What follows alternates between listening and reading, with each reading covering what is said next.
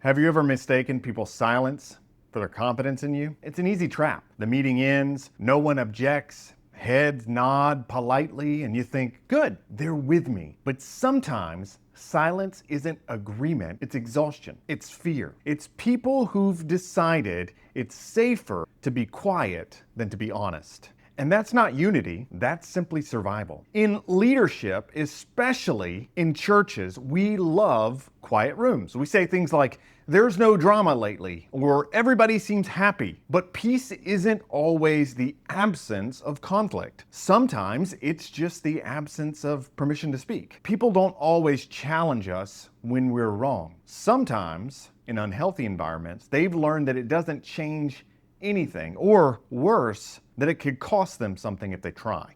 And if we're not careful, we'll start equating silence with trust.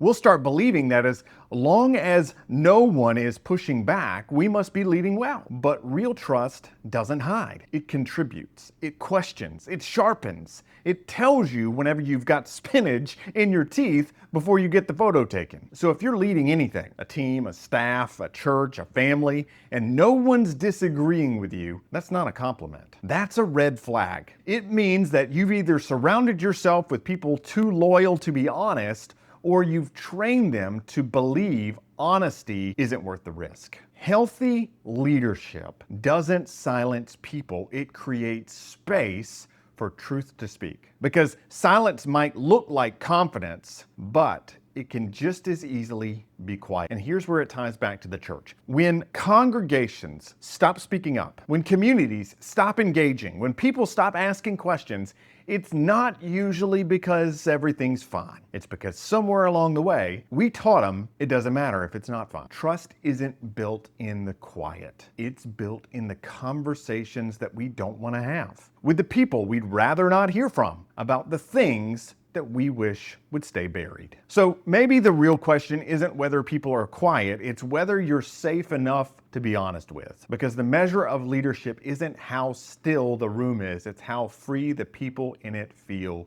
to speak. Just think about that for a minute.